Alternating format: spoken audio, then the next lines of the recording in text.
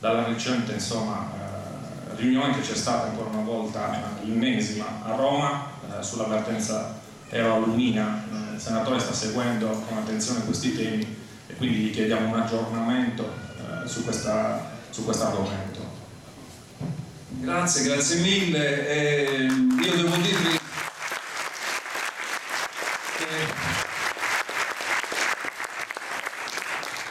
che ieri a Roma non c'era semplicemente una riunione, ieri c'era un pezzo della Sardegna, della nostra Sardegna, di molti iglesienti, sulcitani,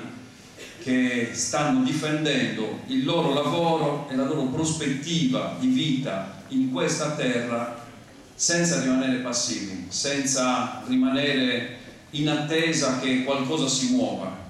E quindi voglio aggiungere anch'io alla commozione di Torricherchi quella che ho visto io quando i nostri amici dell'Euralumina, e loro tutte verdi, ma anche le rappresentanze di tutte le aziende della Sardegna, tutte quelle che sono in crisi ma anche quelle che non sono in crisi, che ieri hanno preso una nave e hanno colorato di passione civile e di protesta la città di Roma. Ecco, io quell'emozione l'ho provata ieri, Tore, ed è stata un'emozione che vorrei rendere e rendervi anche un pochino in termini razionali per raccontare che cosa sta succedendo. Noi ieri abbiamo visto, dopo 8 mesi, non dalla chiusura di Euralumina, che dura da quasi 2 anni, ma dopo 8 mesi che il governo aveva assunto degli impegni per ricominciare a immaginare una prospettiva, a realizzare una prospettiva di riapertura di questo sito produttivo, il primo degli impegni che veniva assunto formalmente da un ministro della Repubblica, perché per tutto questo periodo, vi sembrerà paradossale, la Sardegna industriale, la Sardegna che perde il lavoro, la Sardegna che deve combattere con la crisi globale e deve combatterla in 1000 modi, ma deve certamente rivoluzionare il suo modello di sviluppo, ma deve anche difendere quello che ha, è stata messa nelle mani di dirigenti ministeriali, funzionari pubblici. Mai che la politica ci abbia messo la faccia, mai che le istituzioni siano assunte pienamente la loro responsabilità. Ieri, per dire una cosa che probabilmente non è nemmeno una grande cosa, cioè il primo pezzo di un accordo che porterà, io spero, nel giro di poco tempo alla riapertura dello stabilimento di Euralumina, il ministro dello sviluppo economico ci ha messo la faccia. Però la faccia, ve lo voglio dire, ce l'hanno messa prima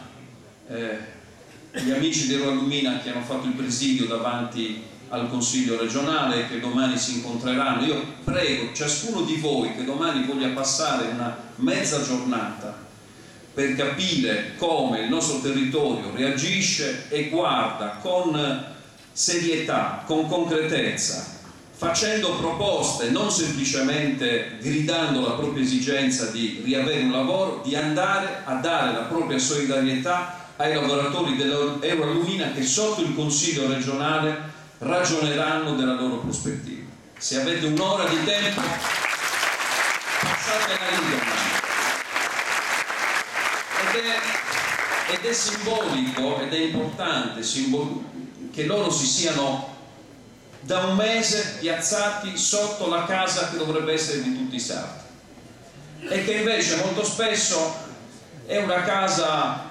diciamo così, con finestre e porte troppo chiuse, dove non entra l'aria fresca delle idee, dove si celebrano riti un pochino troppo esangui di governi che non governano, di persone che non hanno la consapevolezza della crisi che c'è davanti. Guardate che per questo territorio cambiare 4 assessori dell'industria in meno di 2 anni, ricominciando da capo e dovendogli fare la formazione, perché i nostri operai stanno facendo la formazione professionale al succedersi della classe politica incapace che da 2 anni non riesce a tirare un ragno dal buco. Questo è il paradosso che possiamo osservare. Comunque io spero che da domani ci siano delle risposte, che le risposte siano per Eurolumina diverse da quella telefonata famosa che bisognava fare a Putin qualche tempo fa e che forse per un problema di linea o di traduzione non aveva portato sufficienti risultati. Che cosa vogliamo quando difendiamo Eurolumina, quando difendiamo Alcoa, quando diciamo che devono partire gli investimenti di Glencore? Una sola cosa: dire che ci deve essere spazio per una nuova generazione di giovani che in questi anni si è preparata, ha studiato, ha fatto un investimento, come dicono quelli bravi, sul capitale sociale, sul capitale della conoscenza, che è quello che ci salva rispetto ad altre zone del terzo mondo, che sono molto diverse dalla nostra. Significa mettere in piedi, continuare a giocare una nostra ricetta caratteristica di questo territorio, che è quella di aggiornare continuamente la propria cultura industriale, facendolo diventare una cultura nuova della tecnologia, magari delle produzioni ambientalmente compatibili, ricerca di materiali nuovi, ricerca di mercati nuovi, di apertura internazionale. Noi siamo quelli, e i ragazzi che sono qui sono quelli di una generazione nuova che ha conosciuto il mondo, ha conosciuto l'Europa, è andata ed è venuta da Iglesias e dalla Sardegna, è andata ed è venuta acquisendo conoscenze e responsabilità. Bene, io dico che a partire da una nuova amministrazione di Iglesias, guidata da una persona che ha queste caratteristiche, possiamo lanciare un messaggio: che questo investimento può portare frutto,